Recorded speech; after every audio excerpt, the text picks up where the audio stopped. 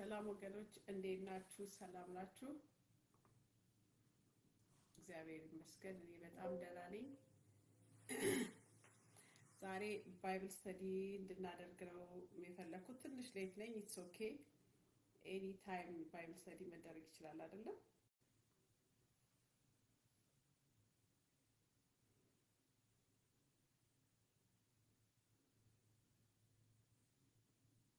እንደሚታይ ቼክ እያደረኩ ነው። ተባረኩ። እንዘምርና የጋሽ ተስፋዬ መዝሙር የድሮ መዝሙሮቹን አንደኛው ምንድነው ምስጋና የሚገባውን ከዛ በኋላ አጠር ያለ ባይብል ስተዲ እናደርጋለን። ተባረኩ።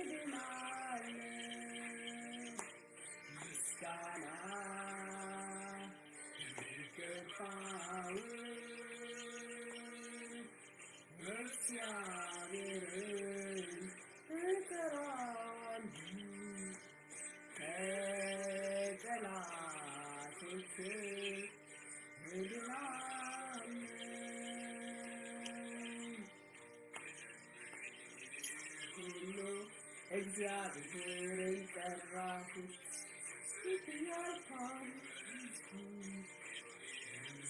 ነገርኩት ወረደ ከሰማይ ጎረጎረ ሀወታቸው በፍላጻው በተናቸው ምስጋና ይገባው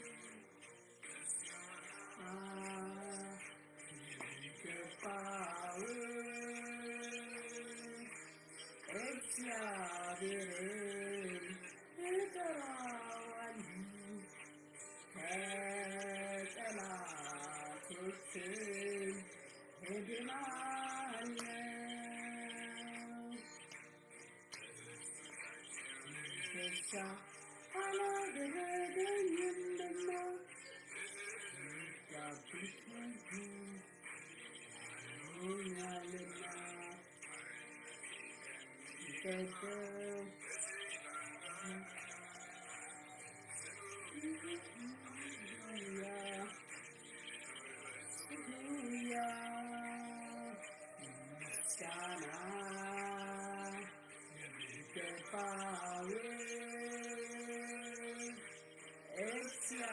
እግዚአብሔርን እጠራዋለሁ ከጠላቶቼ እድናለሁ።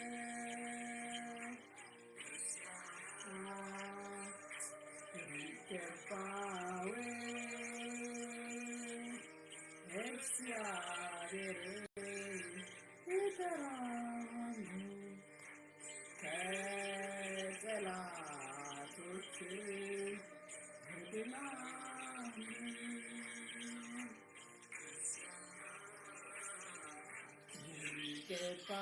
የሚገባውን እግዚአብሔርን እጠራዋለሁ ከጠላቶቼ እድናለሁ።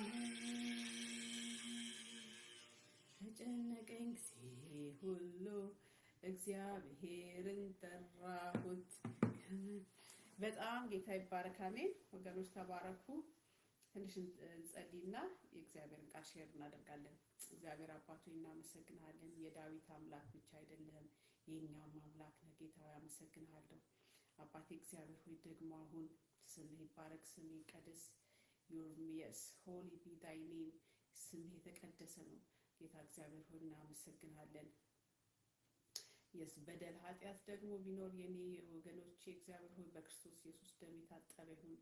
ጌታ አምላኬ ሆይ ስፒሪት ሶል ባዲ ጌታ ሆይ ሜክ አስ ሬዲ፣ ዝግጁ እንድንሆን እርዳን። ፎር ዮር ኪንግደም፣ ለመንግስትህ ኢን ዘ ኔም ኦፍ ኢየሱዋ አሜን። ወገኖች ተባረኩ። ኢግሌን አያችኋት? ኢግል እንትን ፕሮግራሞች አንዳንድ የእግዚአብሔር ሰዎች ፕሮግራም ሲያደርጉ ይቺን ኢግል አይቼ ከገዛኋት ስንት ጊዜ ወደ 4 ዓመት 3 ዓመት ይሆናልና አስቀምጫት ነበር። ዛሬ አወጣኋት፣ ቦታዋን አገኘች። ኢግል የእንትን ምልክት ነው የሚባል ነገር ሰምቻለሁ። ኢግል በንስር ብዙ ቦታ ላይ ተጠቅሷል መጽሐፍ ቅዱስ ላይ እና አንደኛም የፕሮፌቲክ እኔ ስገዛው ግን ይሄን ኢግል ስገዛው የፕሮፌቲክ ሚኒስትሪ መሆኑን አውቄ አይመስለኝም። በዛ ጊዜ ተረዳሁት አይመስለኝም። ግን ጀስት ኢግሏ ደስ ስላለች ነበር የገዛዋት። ጌታ ይባረክ። ስለዚህ ኤኒዌይ እንደ ንስር ጌታ ያድሰናል። አሜን። ተባረኩ። ዘፍጥረትን እንቀጥላለን። ከዛ ደግሞ አሁን ስራዬን እየጨረስኩ ነው። ቤት ብዙ ስራ የለብኝም። እቺን ክረምት ማነው ሰመር ብዙ እንማራለን። አሜን። ብዙ ኮሜንታሪዎች አንድ ኮሜንታሪ አንድ እህት የምታዘጋጀውን ልክ እንደኔ ባይብል ስተዲ ብላ በጣም በምርጥ ሁኔታ ነው በቃ የምታስተምረውና ገብታችሁ በደንብ አንቡ ማነው ተማሯት። በእንግሊዝኛ ነው የምታስተምረውና በጣም ደስ የሚል ነው የምታስተምረው። ቨርስ ባይ ቨርስ ቁጥር በቁጥር አቤት በቃ ታስተምራለች። ገብታችሁ ተማሩ። እኔም እንግዲህ ባለኝ ባቅሜ እያስተማርኩ ነው። ስለዚህ ዛሬ እንጀምራለን። መጽሐፍ ቅዱሳችን ጌታ ይባረክ። ስንት መጽሐፎች አሉት? 66 መጽሐፎች አሉት መጽሐፍ ቅዱስ።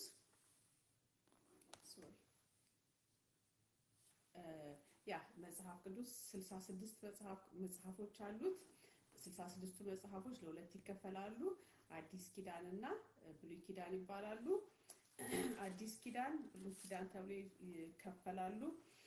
ከመጽሐፎቹን ሜሞራይዝ ለማድረግ ዘፍጥረት፣ ኦሪት፣ ዘፍጥረት፣ ዘጸአት፣ ዘሌዋውያን፣ ዘሁልቁ፣ ዘዳግም፣ ኢያሱ፣ ወልደ ነዌ፣ መሳፍንት፣ ሩት፣ አንደኛ ሳሙኤል፣ ሁለተኛ ሳሙኤል፣ ነገስት ቀዳማዊ፣ ነገስት ካልዕ፣ ዜና ቀዳማዊ፣ ዜና ካልዕ። ባጭሩ ነው ይሄንን የምላችሁ። ዜና መዋዕል ቀዳማዊ ማለት ይቻላል። ዜና ቀዳማዊ፣ ዜና አንደኛ ዜና፣ ሁለተኛ ዜና፣ እዝራ፣ ነህምያ፣ አስቴር፣ ኢዮብ፣ ዳዊት፣ ምሳሌ፣ መክብብ፣ መኃልየ፣ ኢሳያስ፣ ኤርሚያስ፣ ሰቆቃወ ኤርሚያስ፣ ሕዝቅኤል፣ ዳንኤል፣ ሆሴዕ፣ አሞጽ፣ ሚልኪያስ፣ ኢዩኤል፣ አብድዩ፣ ዮናስ፣ ናሆም፣ ዕንባቆም፣ ሶፎንያስ፣ ሐጌ፣ ዘካርያስ፣ ሚልኪያስ። እነዚህ የብሉይ ኪዳን መጽሐፍ ናቸው።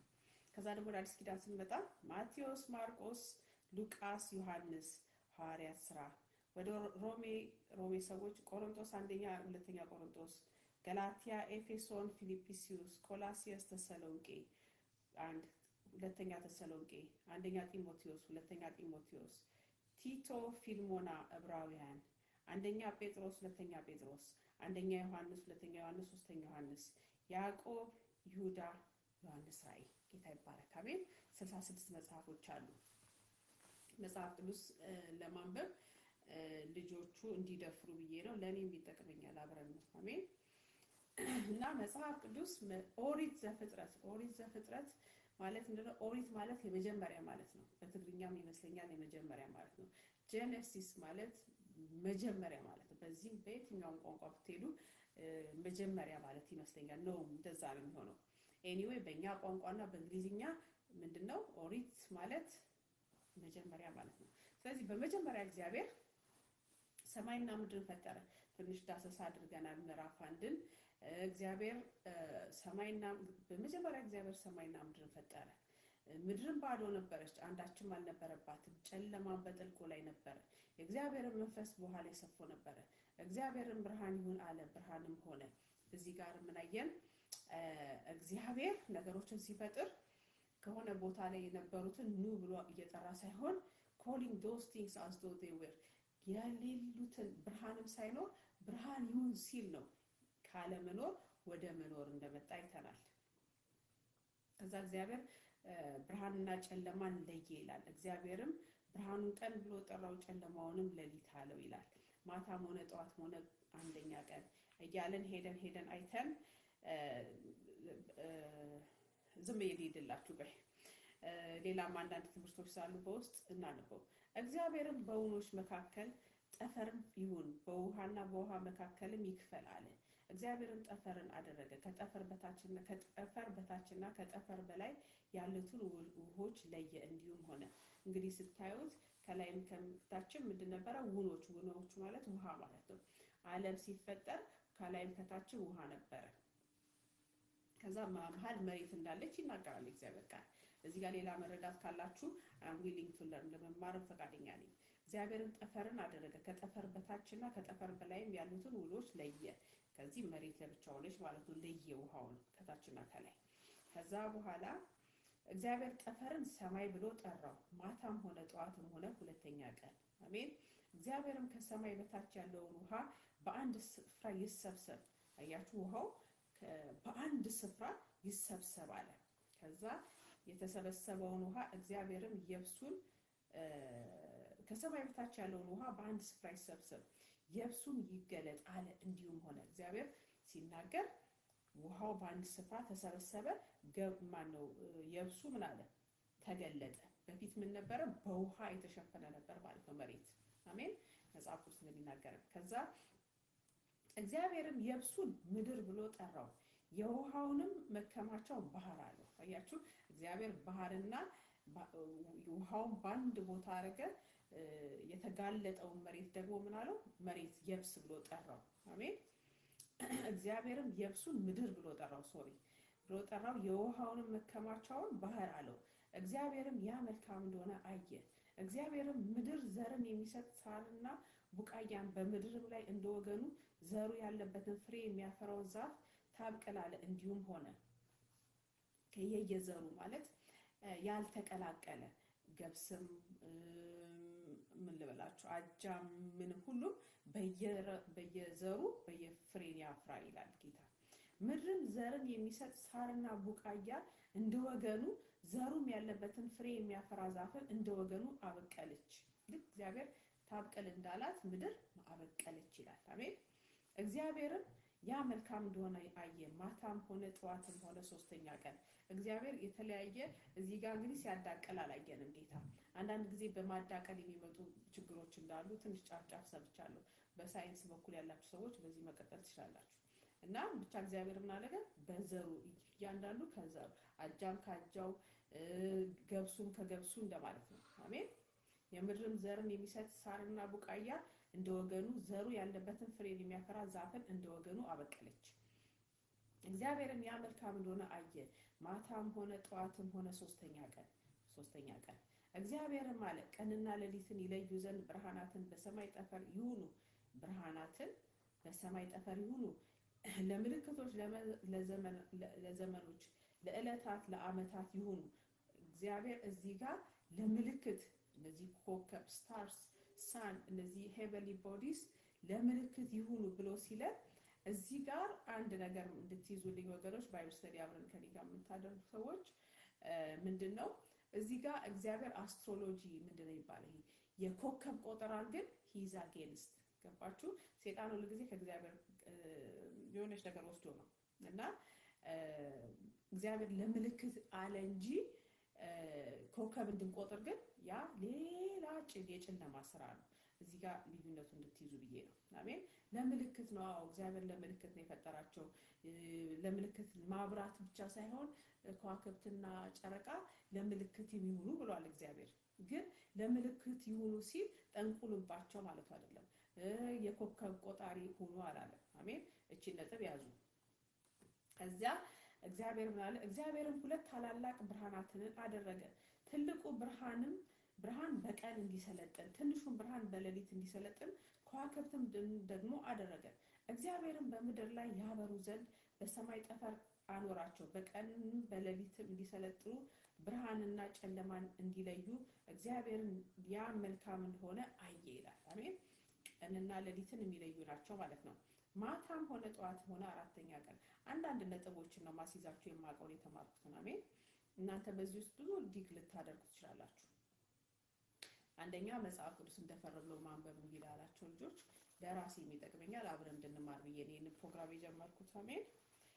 እግዚአብሔርም አለ ውሃ ሕያው ነፍስ ያላቸውን ተንቀሳቃሾችን ታስገኝ፣ ወፎችም ከምድር በላይ ከሰማይ ጠፈር በታች ይብረሩ።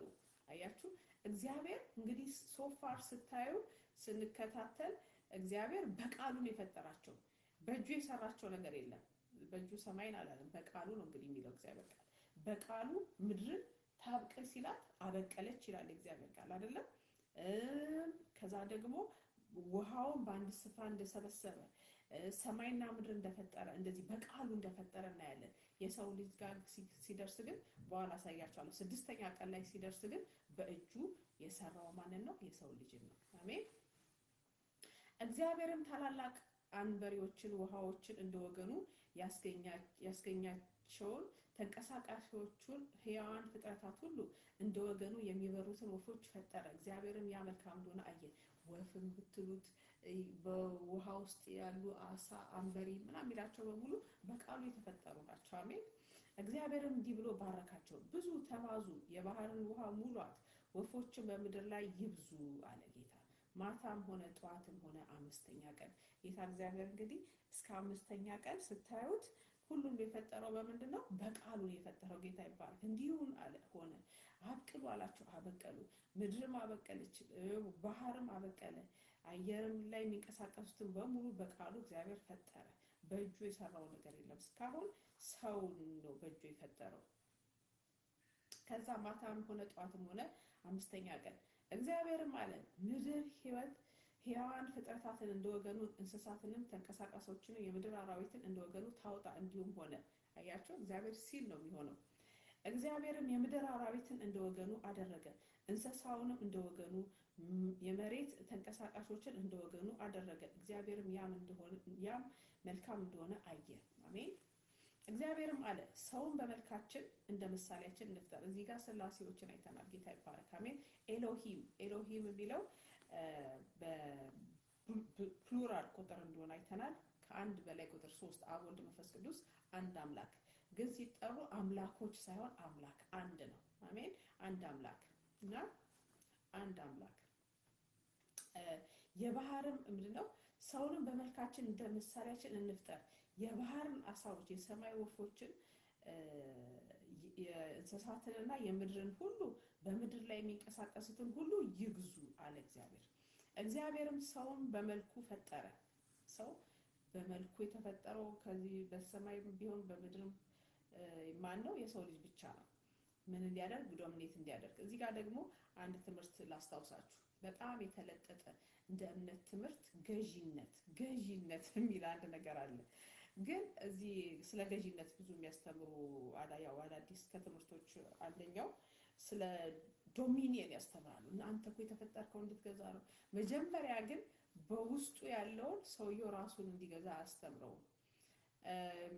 ምን እንደሚገዛ ራሱ አያውቅም ሰው። አሁን ቤተክርስቲያን ውስጥ ይሰበስቡና ሰውን አንተ እኮ ገዢ ነህ፣ አንተ አዳምን የፈጠረው ለመግዛት ስንት ነገር ትምህርት እያለ መጀመሪያ ሰው በውስጡ ያለውን ኮንከር ማድረግ ያለበት፣ በውስጡ ማሸነፍ ያለበትን ትልልቁን ጃይንቶቹን ትልልቅ ኃጢአቱን አይነግሯቸውም። ብቻ ምን ይላሉ? አንተ እኮ ወፉንም ዛፉንም እንድትገዛው የተፈጠርክ ነህ። አዎ መጀመሪያ ራስን መግዛት፣ ከዛ በኋላ ነው። ይሄን ላስታውሳችሁ ብዬ ነው። አሜን። ዲሴፕሽን ማለት ምንድነው? ስህተት መሳት በሙሉ የሳት አስተማሪ አታገኙም ወገኖች። አሁን ለምሳሌ ጌታ ኢየሱስ ክርስቶስ እግዚአብሔርን አትመን ብሎ ቢመጣ ሰው ራሱ ይመታዋል። እንደዚህ አይነት አገልጋይ፣ እንደዚህ አይነት ሞኝ እብድ ካልሆነ ስቴጅ ላይ ወጥቶ እግዚአብሔርን አትመን አይልም። ግን ምንድነው የሚሉት? ስቴጅ ላይ ወጡና ለምሳሌ ምን ይላል? ንስር እግዚአብሔርን በመተማመን የሚጠባበቁ ኃይላቸውን ያድሳሉ ይላል ይልና ከዛ በኋላ እግዚአብሔርን አይደለም አንተ የሚያድስ ራስህን አድስ ብለው እግዚአብሔርን እዛው ያስክዷቸዋል። አያችሁ፣ ሐሰተኛ አስተማሪ ሱፍ ለብሶ ሲመጣ ሐሰት መሆኑን አይነግርህም። ሐሰተኛ መሆኑን ግን የምትይዘው የምናጣራው በቃሉ ነው። ውሸት 100% ውሸት ይዞ የሚወጣ ስቴጅ ላይ እንደዛ አይነት አስተማሪ የለም። በምድራዊ ነገር እንኳን ምን ይባላል? ሌባ እንኳን ሲሰርቅ ሞኝ ሌባ ነው ሰው ቤት ሄዶ ሰብሮ የሚገባ ወይ ደግሞ ኋላ ቀር ነው። ሌብነት አሁን ዲግሪው ከፍ ብሎ ሰዎች የሚሰርቁት በተለያየ ነገር ነው የሚሰርቁት። በሳይበር ሴኩሪቲ በመስበር የኢንፎርሜሽናችንን ከንትን ብሬክ በማድረግ ሶሻል ሴኩሪቲ ነበር። ያ ነው ሌብነት እንጂ ሞኝ ነው ሰው ኪስ የሚገባ ምናምን እንደዛ ማለት ነው። ስለዚህ ይሄ እንደዚህ አይነትም ሰባኪ አትጠብቁ። ከሃዲ ሰባኪ ለማግኘት የእግዚአብሔርን ቃል ማወቅ ያስፈልጋል። ስለዚህ እግዚአብሔርን እዛው ስቴጅ ላይ ያስክዷቸው ተባረኩ ብሎ ይሸኛቸዋል። ግን ያስካዳቸው እዛው ነው። በራስ ታመን ሰልፍ ምንድነው? ስለ ሰልፍ ትምህርት አንደኛው የዲያብሎስ ትምህርት መሆኑን አሳያቸዋለሁ። የክህደት የአጋንንታዊ የምድራዊ ትምህርት ጥጥት አድርገው ቸርች እንደ ውሃ ይወጣሉ። እሱን አይነት አስተማሪ የለም ይሏቸዋል። ብቻ ምላችሁ ነው ሐሰት 100% ስቴጅ ላይ አትጠብቁ። ሐሰት ስንት ፐርሰንት ነው? እውነት 5%። 5 ጌታ ኢየሱስ ክርስቶስ ከዛ መስቀል ይኖራል በቃ። ሌላው ግን ሐሰት ነው፣ ከእግዚአብሔር የሚለይ ወገኖች። እዚህ ጋር እንድታስተውሉ ነው። ግን አንድ ነገር አለ። እኔ ደስ የሚለኝ ምንድነው? ለሐሰተኛው እውነተኛው ነኝ ለሚለው እግዚአብሔር ሁሉንም ያጣራል። ማንም ነርቡን ጨርስልኝ ማንንም እበድልኝ አይልም እግዚአብሔር። እውነተኛ አስተማሪ እንኳን መጨረሻ ላይ ይገልጣል እግዚአብሔር። ፍሬው ራሱ ይታያል። በአገዳ የሰራ ይላል እግዚአብሔር አይደል? በአመድ የሰራ ሁሉም ስራውን ይቀበላል። እዚህ መድረክ ላይ አሁን አይደለም የሂሳብ ጊዜ፣ አሁን አይደለም በዚህ ልቋጨው። የሂሳብ ጊዜ አለ የሚያወራረድበት እግዚአብሔር እና ለዛች ቀን ጌት ሬዲ። አሜን። ያ ነው የምላችሁ ወገኖች እንጂ የሐሰቱ ብዛት ተቆጣጥረን አንችለውም። እኛ ደግሞ የኛ ስራ አይደለም፣ እግዚአብሔር ራሱ ነው የሚያጣራው። አሜን። ስለዚህ እግዚአብሔርም አለ ሰውን በመልካችን እንደ ምሳሌያችን እንፍጠር፣ የባህር ዓሣዎችንና የሰማይ ወፎችን፣ እንስሳትን፣ ምድርን ሁሉ በምድር ላይ የሚንቀሳቀሱትን ሁሉ ይግዙ ይላል። አሜን። እግዚአብሔርም ሰውን በመልኩ ፈጠረ፣ በእግዚአብሔርም መልክ ፈጠረው፣ ወንድና ሴት አድርጎ ፈጠራቸው። እዚህ ጋር አዳምና ሔዋን ማለት ነው። ግን መጀመሪያ አዳም ላይ የተፈጠረው። እግዚአብሔርም ባረካቸው፣ እንዲህም አላቸው ብዙ ተባዙ፣ ምድርንም ሙሏት። ሶሪ ወገኖች፣ አንዴ የነበረ ይዝጋው። ልጄ ቤት ስላለች ድምጽ ታበዛለች። አንዴ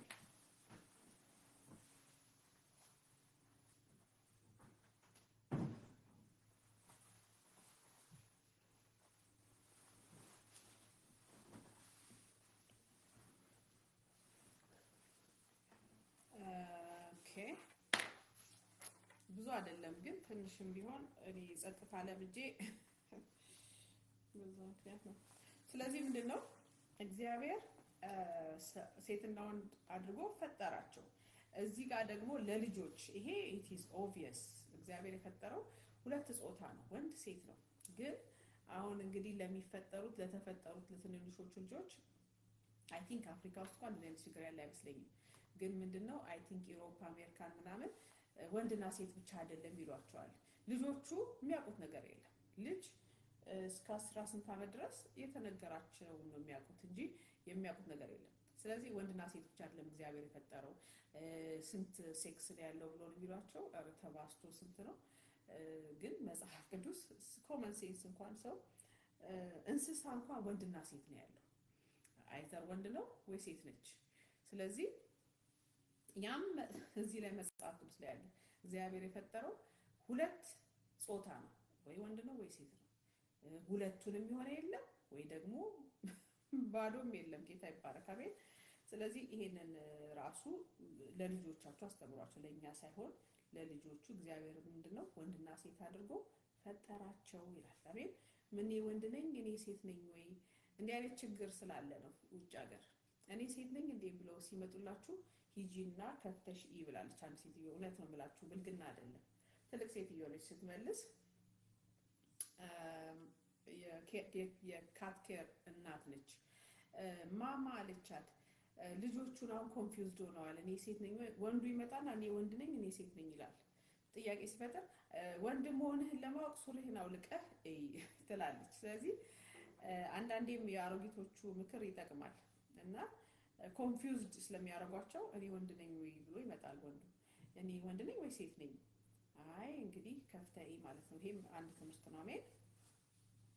እግዚአብሔርን ባረካቸው፣ እንዲህም አላቸው ብዙ ተባዙ፣ ምድርንም ሙሏት፣ ግዙአትም፣ የባህር ዓሣዎችና የሰማይ ወፎችን በምድር ላይ የሚንቀሳቀሱትን ሁሉ ግዟቸው አለ። አሜን። እግዚአብሔርም አለ እነሆ በስድስተኛው ቀን ነው እግዚአብሔር ሰውን የፈጠረው። እግዚአብሔርም አለ እነሆ መብል ይሆናችሁ ዘንድ በምድር ፊት ሁሉ ላይ ዘሩ በእርሱ ያለውን ሐመልማል ሁሉ የዛፍን ፍሬ የሚያፈራና ዘር ያለውን ዛፍ ሁሉ ሰጠዋችሁ። ለምድር አራዊት ሁሉ፣ ለሰማይ ወፎች ሁሉ፣ ሕያው ነፍስ ላላቸው ለምድር ተንቀሳቃሾች ሁሉ የሚበቅለውን ሐመልማል ሁሉ መብል ይሁንላችሁ። እንዲሁም ሆነ። እግዚአብሔርም ያደረገውን ሁሉ አየ፣ እነሆም እጅግ መልካም ነበረ። መልካም ብቻ ሳይሆን እጅግ መልካም ነበር። አያችሁ፣ ከውድቀት በፊት ማለት ነው። ጌታ ይባረክ። እና ማታም ሆነ ጠዋትም ሆነ ስድስተኛ ቀን፣ ጌታ ይባረክ። በስድስተኛው ቀን ሰው እግዚአብሔር ሰራ ማለት ነው። በሰባተኛው ቀን ደግሞ አረፈ። ምዕራፍ 2 እንገባለን ዛሬ። ሰማይና ምድር ሰራዊታቸው ሁሉ ተፈጸሙ። አያችሁ፣ ሰማይና ምድር ሁሉ ውልደታቸው እንደዚህ ነው ይላል። እዚህ ጋር አንድ ነገር ልጨምርላችሁ፣ ያው የተማርኩትን እግዚአብሔር ቃል ምን ይላል? አንድ ቀን ይላል በእግዚአብሔር ፊት እንደ 1000 ነው፣ 1000ም ደግሞ እንደ አንድ ነው ይላል። ስለዚህ እግዚአብሔር በ6 ቀን ይላል መጽሐፍ ቅዱስ አይደለም፣ እስከ 6 ድረስ ሰራ ፈጠረ። አንዱ ቀን ግን 1000 ዓመት ነው ብለው ያስተምራሉ የመጽሐፍ ቅዱስ አስተማሪዎች። እኔም በዛ ነው ማምነው እንጂ ልክ በምድር አቆጣጠር 24 ሰዓት አይደለም። አንድ ቀን ሲል it was 1000 year according to the bible እንትን አቆጣጠር ማለት ነው። አሜን። እኔ ያንን አምናለሁ እንጂ በአንድ ጀንበር አይደለም እግዚአብሔር ያንን የፈጠረው። ይችላል እግዚአብሔር፣ አይችልም ሳይሆን መጽሐፍ ቅዱስ ግን ስናጠና እግዚአብሔር ሰዓት በእግዚአብሔር ፊት ሰዓት አንዷ ቀን እንደ 1000 ነች፣ 1000ም ቀን ደግሞ እንደ አንድ ነው ስለሚል ማለት ነው። አሜን። ሰማይና ምድር ሰራዊቶቻቸው ሁሉ ተፈጸሙ። እግዚአብሔርም የሰራውን ስራ በሰባተኛው ቀን ፈጸመ። at the seventh day ሰባተኛው ቀን ማለት እግዚአብሔር ፈጸመ ይላል። በሰባተኛው ቀን ከሰራው ስራ ሁሉ አረፈ። እግዚአብሔር በሰባተኛው ቀን አረፈ። እግዚአብሔር ያረፈው ደክሞት አይደለም ይላሉ ብዙ አስተማሪዎች። እውነታቸው ነው፣ እኔም እስማማለሁ። እግዚአብሔር ያረፈው ደክሞት አይደለም። ያረፈው ምንድነው? ከሐሳቡ ከፕላኑን ጨረሰ ማለት ነው። እግዚአብሔርም ሰባተኛውን ቀን ባረከው፣ ሰንበት ማለት ነው፣ ቀደሰው። እግዚአብሔር ሊያደርገው ከፈጠረው ስራ ሁሉ በእርሱ አርፏልና። እዚህ ጋር ወገኖች ጌታ ኢየሱስ ክርስቶስ በአዲስ ኪዳን ትዝ ይላችኋል ስለ ሰንበት፣ በሰንበት ሰዎችን ይፈውስ ነበር። በሰንበት እሸትም ይበሉ ነበር። ምንድነው ደቀ መዛሙርቶቹም በሰንበት መልካም ነገር ያደርጉ ነበርና ይወቅሱት ነበር። ከዛ ጌታ ግን ምን አላቸው? የሰው ልጅ ይላል ራሱን ያው የጌታ ኢየሱስ ሰው ልጅ የሰንበትስ ጌታዋ ነው ይላል። የሰው ልጅ የተፈጠረው ማን ነው? ሰንበት የተፈጠረው ለሰው ነው። አሜን። እንጂ እግዚአብሔር ጌታ በሰንበት የፈለገውን ማድረግ ይችላል እግዚአብሔር። ያ ማለት ነው። አሜን። ስለዚህ እግዚአብሔር አምላክም ሰማይና ምድርን ባደረገ ቀን በተፈጠሩ ጊዜ የሰማይና የምድር ልደት ይሄ ነው። የእግዚአብሔር ቃል ደስ አይልም? this was their birthday ማለት ነው። አፈጣጠራቸው ይሄ ነው ይላል። የሜዳ ቁጥቋጦ ሁሉ በምድር ላይ ገና አልነበረም፣ የሜዳ ቡቃያ ሁሉ ገና አልበቀለም ነበር። እግዚአብሔር አምላክ በምድር ላይ አላዘነበም ነበርና ዝናብ አልነበረም። አያችሁ፣ ምድርም የሚሰራባት ሰው አልነበረም። ነገር ግን ጉም ከምድር ትወጣ ነበር፣ የምድርን ፊት ሁሉ ታጠጣ ነበር። ልክ እንደ ጤዛ እንደ ጉም ይወጣና ውሃ ምድርን ያጠጣት ነበር እንጂ there was no rain ዝናብ አልዘነበም ነበር ይላል። አሜን። የምድርን ፊት ሁሉ ታጠጣ ነበር። እግዚአብሔር አምላክም ሰውን ከምድር አፈር አበጀው። ከምድር አፈር በእጁ ያበጀው እግዚአብሔር ማን ነው? ሰውን ነው። በአፍንጫውም የሕይወት እስትንፋስ እፍ አለበት፣ ሰውም ሕያው ነፍስ ያለው ሆነ። ሰው ልጅ እግዚአብሔር አምላክም በምስራቅ በኤደን ገነት ተከለ፣ የፈጠረውን ሰው ከዚያ አኖረው። በምድር ገነት የሚለው እዚህ ላይ ብራዘር ሳሉ ጌታ ይባርካቸው ባይ ዘ ኮርነር ያለ አንድ ጋርደን ነው እንጂ ገነት በሙሉ አትክልት ቦታ አይደለም። አሜን። አኖረው። እግዚአብሔር አምላክም ለማየት ደስ የሚያሰኘው ለመብላት መልካም የሆነውን ዛፍ ሁሉ ከምድር አበቀለ። በገነትም መካከል የሕይወት ዛፍ መልካምና ክፉን የሚያስታውቀውን ዛፍ አበቀለ። ወንዝም ገነትን ያጠጣ ዘንድ ከኤደን ይወጣ ነበር፣ ከዚያም ለአራት ክፍል ይከፈል ነበር። ይህንን አይተናል። የኛም አገር ስም ፕሊስ ውጪ ልኝ አንዴ። ወንዝም ገነትን ያጠጣ ዘንድ ከኤደን ይወጣ ነበር፣ ከዚያም ለአራት ይከፈል ነበር። ይሄንን አይታችሁታል። መጽሐፍ ቅዱስ ስታነቡ ይሄንንም አብራችሁ ሲሸምድዱት እነዚህ አራቱ እንትኖች ትላንት የሆነ ኮሜንታሪያቺ በጣም ጎበዝ እህት ያዘጋጀችው ያጠናው ያው ሜዲቴት ያደረኩ ያሰላሰልኩ ያጠናው ያነበብኩ ያለ ምን አለች? እነዚህ ወንዞች ከውድቀት በፊት የነበሩ ናቸው። አይገርምም? ከውድቀት በፊት እና ከጥፋት ውሃ በፊት የነበሩ ናቸው። ከጥፋት ውሃ በኋላ እነዚህ ወንዞች የትኛው እንደሆኑ ማወቅ አይቻልም ማለት አያግሪ እስማማለሁ። አንደኛው ውሃ የማን ነበረ? ወንዝም ገነትን ያጠጣ ዘንድ ከኤደን ይወጣ ነበረ። ከኤደን የሚወጡት ወፎች ማን ነው? ውሃዎች፣ ወንዞች። የአንደኛው ወንዝ ስም ፊሶን ነው። እርሱም ወርቅ የሚገኝበት የኤውላጥስን ምድር ይከባል። የዚያም ምድር ወርቅ ጥሩ ነው፣ ከዚህም ሉልና የከበረ ድንጋይ ይገኛል። ይሄ ወንዝ አሁን አዲስ ታይም በአሁን ሰዓት ምድሪቱ ኤውላጥስ ምድር የትኛው ምድር እንደሆነ አይ ዶንት ኖ አይ ካን ሪፈር በምድሩ ነው እንጂ which የትኛው ወንዝ መሆኑን ግን ማወቅ አንችልም። ምክንያቱም ከጥፋት ውሃ በኋላ አልነበረም። ሶሪ ወገኖች።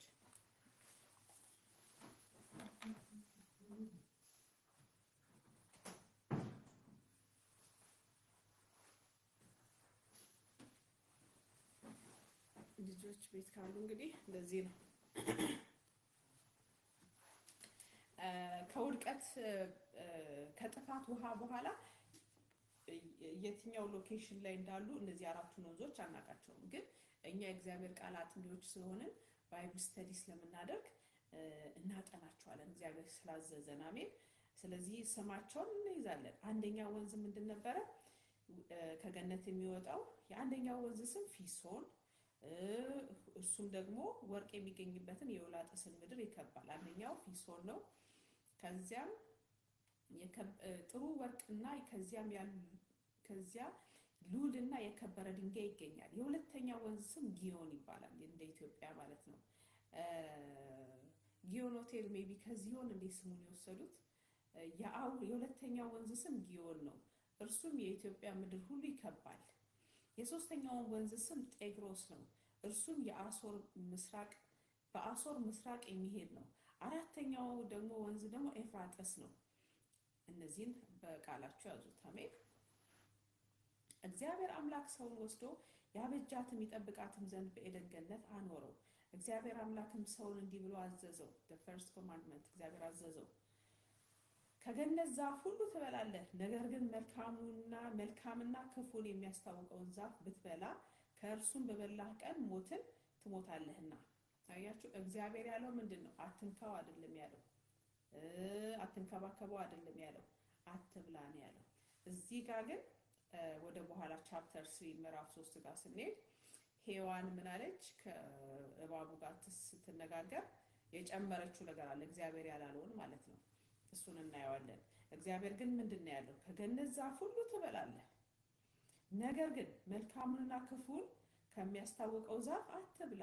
ጀስት የተባለው ምንድነው? አትብላ ነው የተባለው።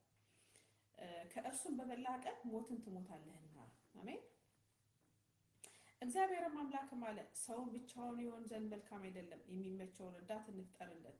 እግዚአብሔርም አምላክን የምድር አራዊትና የሰማይ ወፎችን ሁሉ ከመሬት አደረገ፣ በምን ስም እንደሚጠራቸው ያይ ዘንድ ወደ አዳም አመጣቸው። አዳምም ሕያው ነፍስ ላለው ሁሉ በስሙ እንደጠራው ስሙ ያው ሆነ። አሁን በምድር ላይ ያሉት በሙሉ ከዚህ ኢግል ጀምሮ ከዚህ ንስር ጀምሮ ያወጣለት ስሙን ማን ነው? አዳም ነው። አሜን። አዳምም ለእንስሳ ሁሉ፣ ለሰማይ ወፎች ሁሉ፣ ለምድር አራዊት ሁሉ ስም አወጣላቸው። ነገር ግን ለአዳም እንደርሱ ያለ ረዳት አልተገኘለትም። he was alone ማለት ነው። አልተገኘለትም ነበር። እግዚአብሔር አምላክም በአዳም ከባድ እንቅልፍ ጣለበት፣ አንቀላፋ። ከጎኑም አንዲት አጥንትን ወስዶ ስፍራውን በስጋ ዘጋው። እግዚአብሔርም አምላክም ከአዳም የወሰዳትን አጥንት ሴት አድርጎ ሰራት፣ ወደ አዳምም አመጣት። አዳምም አለ፣ ይህች አጥንት ከአጥንቴ ናት፣ ስጋዬም ከስጋዬ ናት፣ እርሷም ከወንድ ተገኝታለችና ሴት ትባል አለ። አሁንም የሰየማት ማን ነው? አዳም ነው። ሴት ትባል አለ። ስለዚህ ሰው አባትና እናቱን ይተዋል፣ በሚስቱም ይጣበቃል፣ ሁለቱም አንድ ስጋ ይሆናሉ። አዳምና ሚስቱ ሁለቱም ራቁታቸውን ነበሩ፣ አይተፋፈሩም ነበር። እዚህ ጋር ምንድነው? it was a time of innocence ይሉታል። የኢኖሰንስ ጊዜ ነበር፣ አለመተፋፈር፣ የልጆች በቃ የህሊናቸው እንትን ነበር፣ ንጽህና ጊዜ ልበለው፣ የንጽህና ጊዜ ነበር። they were so innocent። ያንን ነው የምናየው እና that was the time ማለት ነው። ከዛ ደግሞ ምዕራፍ 3 ስንሄድ ምክንያቱም ከዛ በኋላ ከውድቀት በኋላ ደግሞ ብዙ እንትን ስላለ ማለት የህግ ጊዜ አለ፣ የጸጋ ጊዜ፣ ከዛ ደግሞ እንደዚህ የሚባለው እሱ ላሳያችሁ ነው። ምዕራፍ 3 ስናይ እባብም ይላል እግዚአብሔር አምላክ ከፈጠረው ከምድር አውሬ ሁሉ ይልቅ ተንኮለኛ ነበር። ሴቲቱንም ጠጋ ብሎ ሔዋንን በእውኑ እግዚአብሔር ከገነት ዛፍ ሁሉ እንዳትበሉ አዟልን አላት። አዟችኋል እንዳትበሉ አላት። እንደውም ትክክለኛ ጥያቄ ነበር የጠየቃት። አትብሉ ነው ያላት። ተብላችኋል እንዴ አላት። ሴቲቱ ለእባቡ አለችው፣ በገነት ካለው ዛፍ ፍሬ እንበላለን፣ ነገር ግን በገነት መካከል ካለው ከዛፍ ፍሬ እግዚአብሔር አለ እንዳትሞቱ ከእርሱ አትብሉ አትንኩትም። እዚህ ጋር ሔዋን ጨመረች፣ እግዚአብሔር አትንኩ አላለም፣ አትብሉ ነው ያለው። እዚህ ጋር ሌጋሊዝም ምናምን ይሉታል፣ እኔ have no idea ስለሱ። ግን እግዚአብሔር ካላት ጨመረች ሔዋን ከኪሷ አውጥታ ማለት ነው።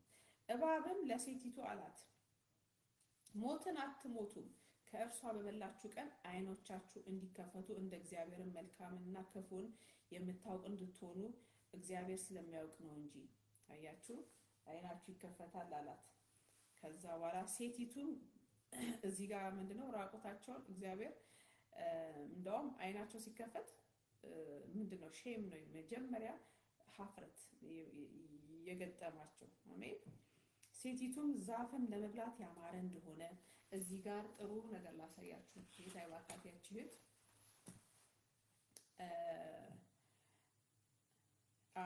ምን ይላል መሰላችሁ? this is something ኃጢአት እንግዲህ ተጀመረ ማለት ነው ከአዳምና ሔዋን ዘመን እና ሰይጣን መላላት the father of all lies የሐሰት አባት ይለዋል እግዚአብሔር። እና ይሄ ሰይጣን የሐሰት አባት ሰው በእግዚአብሔር ላይ ጥያቄ እንዲያስነሳ የጀመረው። ዋው this is something ወገኖች እዚህ ጋር አስምሩበት። የሳይንቲስቶችም ጥያቄ ይሄ አይደለም? ይሄ ቢሆን እንዴት ነው እንደዚህ ነው እግዚአብሔርን በእግዚአብሔር ላይ ጥያቄ ያስነሳው ማን ነው? ሰይጣን ነው። ለመጀመሪያ ጊዜ ጀነሲስ ላይ እንዳለው ማለት ነው። አሁን አንዳንድ ጊዜ ልጆችንም ሲስሟቸው ከየት እንደሚያመጡት አላውቅም። ምን ይላሉ? ለምን እንደዚህ ሆነ? እግዚአብሔር እንደዚህ ከሆነ እንደዚህ ይሄ አጋንንት እንትን ነው። ሁሌም ጥያቄ በእግዚአብሔር ላይ እንድናስነሳ ጥያቄ። አያችሁ፣ እግዚአብሔርን መልካም ቢሆን ሰውን ለምን በሲኦል ያቃጥላል ይላሉ። ከዛ ደግሞ ዋት ናት የማይሉት ነገር የለም። ኤኒዌይ የተጀመረው እግዚአብሔር ላይ ጥያቄ መቼ ነው? ሰይጣን ነው የጀመረው። የተጀመረው ዘፍጥረት ላይ ነው። ዳትስ ዋይ እኮ ሳይንቲስቶቹ ለምን እንዳሉ ሲኦል ይገባታል፣ የማያምኑት ማለት ነው። ለምን እንደዚህ ሆነ? ለምን ዋይ ሳይንስ አይደለም ሲያጠኑ ዋይ ለምን እንደዚህ ሆነ ዋይ እንዳሉ ሲኦል ይገባሉ። ግን በትህትና ሀምብል ሆነው እግዚአብሔርን አስተምረኝ ቢሉ እጅግ የተሻለ ነበር ማለት ነው። ስለዚህ ምንድነው ኤኒዌይ በእግዚአብሔር ላይ ጥያቄ ያስነሳው መጀመሪያም ሰይጣን ነው። he is the author ማለት ነው። የውሸትና በእግዚአብሔር ላይ ጥያቄ ላይ ሰዎችን በእግዚአብሔር ላይ እንዲነሱ ያስጀመረው he is the one። አሜን። እባብም ለሴቲቱ አላት፣ ሞትን አትሞቱም፣ ከእርሷ በበላችሁ ቀን ዓይናችሁ እንዲከፈት እንደ እግዚአብሔር መልካምና ክፉን የምታውቁ እንድትሆኑ እግዚአብሔር ስለሚያውቅ ነው እንጂ። ዓይናቸው ሲከፈት ምን ሆኑ? አዳምና ሔዋን ራቁት መሆናቸውን አዩ፣ አፈሩ። አሜን። ሴቲቱም ዛፍ ለመብላት ያማረ እንደሆነ ለዓይንም የሚያስጎመጅ ለጥበብም መልካም እንደሆነ አየች። ኃጢአት ተጀመረ። አያችሁ። እዚህ ጋር ላንብላችሁ ምን ይላል እግዚአብሔር ቃል? ዘፍጥረት ላይ ያለው የኃጢአት አመጣጥ አዲስ ኪዳን ላይ ደግሞ ዮሐንስ ይነግረናል። the same thing ይነግረናል። አንደኛ ዮሐንስ 2:16 በጣም ገርሞኛል እያተማርኩ። አንደኛ ዮሐንስ 2:16 ላይ ምን ይላል?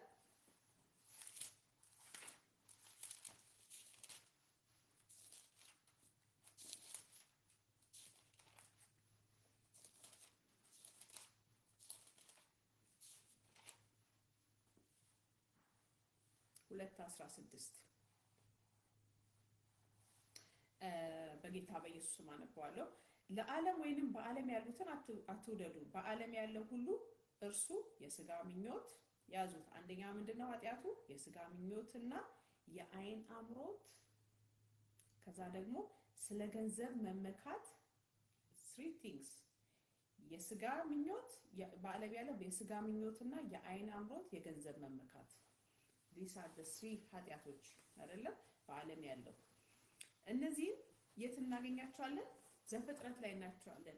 ሔዋን የወደቀችበት ዓለም ሔዋን ስትወድቅ ማለት ነው እናያለን። ምንድነው ሴቲቱም አለ ዛፉ አለች እግዚአብሔር አትብሉ ያለው ዛፍ ለመብላት ያማረ። አያችሁ የዓይን አምሮት። አሁን ያየነው ዮሐንስ እንደሚለው በዓለም ያለው ምንድነው ወንድሞቹ ይላል የዓይን አምሮት ኃጢያት የሚጀምረው ማለት ነው። ሴቲቱም ይላል ሔዋን ስታይ ዛፉን ለዓይን የሚያምር እንደሆነ አየች ይላል። ሴቲቱም ዛፉ ለመብላት ያማረ እንደሆነ ለዓይንም የሚያስጎመጅ ለጥበብም መልካም። አያችሁ the lust of the eye, lust of the flesh and pride of life ማለት ነው። ለጥበብም ምንድነው መልካም ለጥበብም መልካም እንደሆነ አየች። አያችሁ ፕራይድ። አሁን ፕራይድ ደግሞ ቅድም ራሱ ያየው ነበር። የሆነች እህት የለጠፈችው ኢትዮጵያ አይደለች ኬንያዊ ፓስተር ነችና ትምህርታቸው ምንድነው ብቻ ፕራይድ ኦፍ ላይፍ መጽሐፍ ቅዱስ አጌንስት የሆነውን ነገር ነው። ከፍታችሁ አይደለም ይሉት እዛ ብላ ነው የለጠፈችው። እንግዲህ የትምህርትን የምንመዝነው በእግዚአብሔር ቃል ነው። ሁሉ ጊዜ አንተን ከፍታ ሚል ፕራይድ እያደረገ ነው። ፕራውድ ሁሉ እያለ ነው። እግዚአብሔር ደግሞ ትምክህትን ይጠላል፣ ትዕቢትን ይጠላል። አሜን። ልክ ሔዋን እንዳሳሳት ማለት ነው። ትምህርታቸው how you going to be ምንድነው እንዴት ነው ከፍ የምትለው? ጌታ ግን ያለው ምንድነው? የሁሉ ዝቅ በሉ ነው። ከፍ ለማለት ዝቅ ማለት ነው። እዚህ ጋር ግን ሔዋንንም እንዳሳታት አሁንም ብዙ አሳች ትምህርት ስላለ እኔ ስህተት ትምህርት ውስጥ አልገባም። እችን ታክል ከስህተት ትምህርት ፈላጊ አይደለሁም። ግን ሲመጣ ትምህርቱን እለየዋለሁ። የምለየው ምንድነው? የእውነተኛውን ትምህርት እየተማርኩ ስላለው ወይም የሐሰተኛው ሲመጣ እለየዋለሁ። አሁን ያኛው ትምህርት ገና በታይትሉን ሳየው አወቅኩት። በምንድን ነው ያወቅሽው በሉኝ። ምክንያቱም ሁሉ ጊዜ የምትለጠፈው ምንድነው? how you going to rise up፣ እንዴት ነው ከፍ የምትለው? ከፍ የምትለው እግዚአብሔር ደግሞ ዝቅ በሉ ነው የሚለው። that is the pride of life። ሔዋንን የጣላት የሰይጣን ትምህርት ነው። አሜን። ስለዚህም ሴቲቱም ዛፉ ለመብላት ያማረ አየች መጀመሪያ እንደሆነ ለዓይንም የሚያስጎመጅ ከዛ ለጥበብም መልካም እንደሆነ ከፍታ ነው ፕራይድ እንደሆነ አየች። ከፍሬውም ወሰደችና በላች፣ ለባሏም ደግሞ ሰጠችው፣ እርሱም ከእርሷ ጋር በላ። እዚህ ጋር የገረመኝ ነገር አስተማሪዋም ጌታ ይባርካት አዳም ሂኖስ ቤተር አዳም እንደውም ሔዋን አልነበረችም ትእዛዝ ሲሰጥ እግዚአብሔር ትእዛዝ የሰጠውም ለአዳም ነበር። ግን እሷ ስትሳሳት ብላ ስትለው ጥያቄም አልፈጠረበትም፣ በላ አዳም። አይገርምም? እና ሂኖስ ቤተር እሱ የተሻለ ያውቅ ነበር።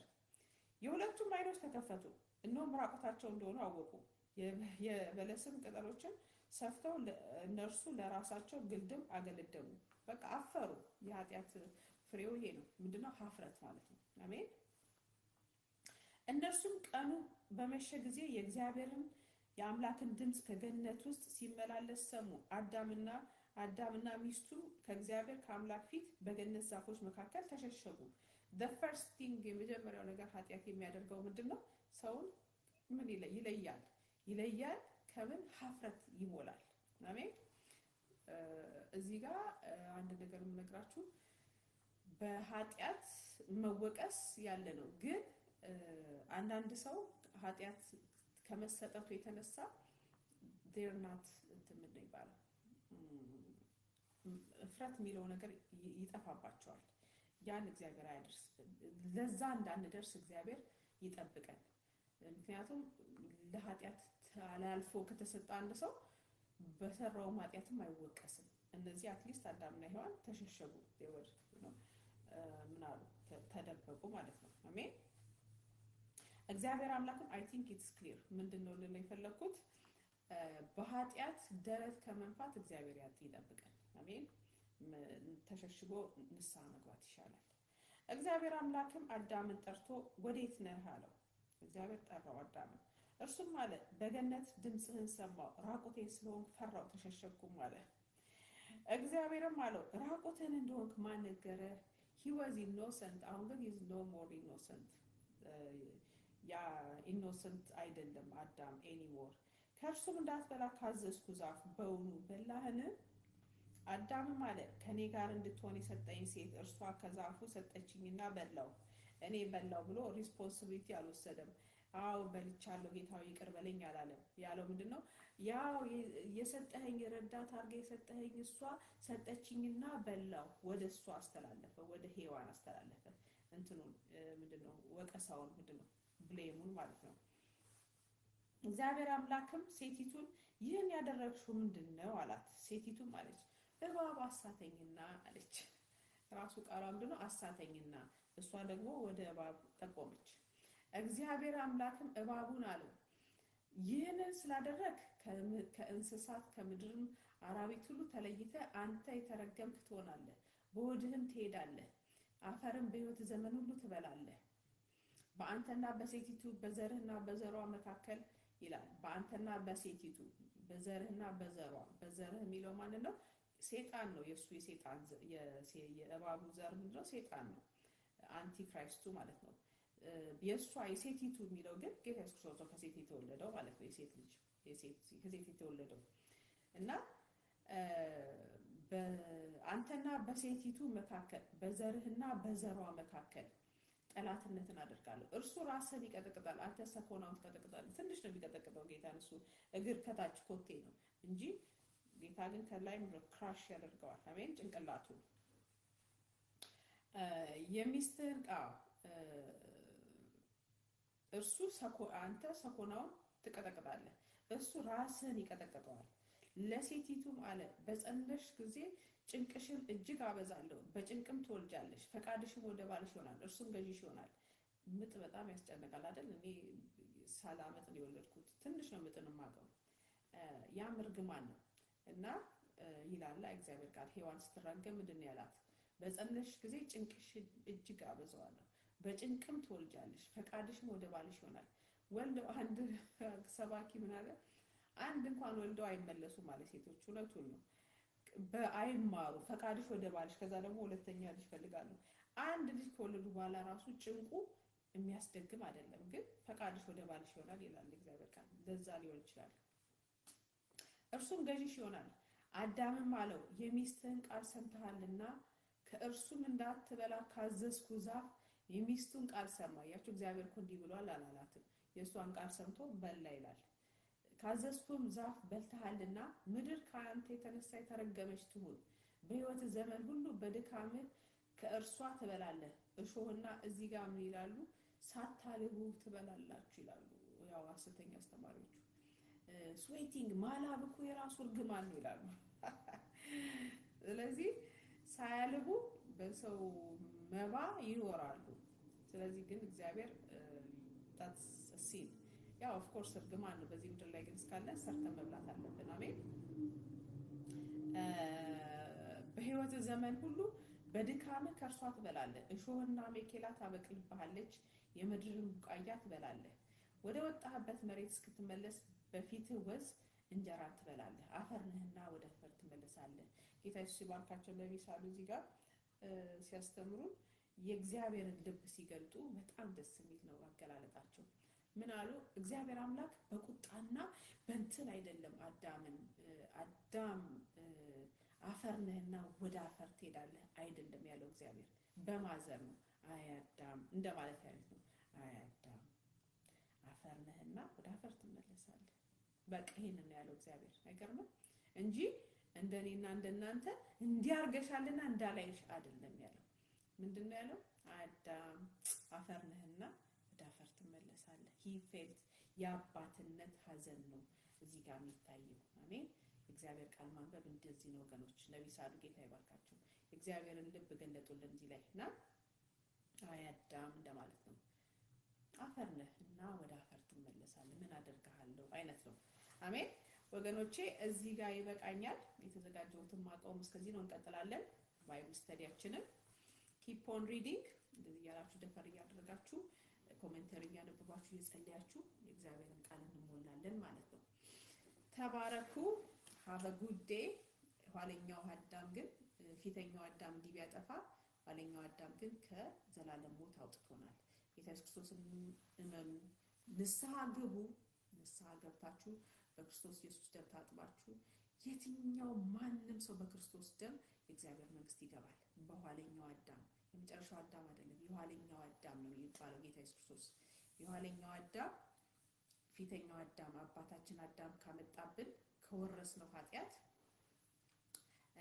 ነፃ ያወጣናል። አሜን። ከእግዚአብሔር ጋር ያስታርቀናል። ተታርቀናል። በክርስቶስ ኢየሱስ ደም ኃጢአታችሁ ታጥቦ እግዚአብሔር መንግስት መግባት ትችላላችሁ። ማንም እግዚአብሔር ለሰው ዘር በሙሉ ይላል። አሜን። ተባረኩ። the lord is coming soon።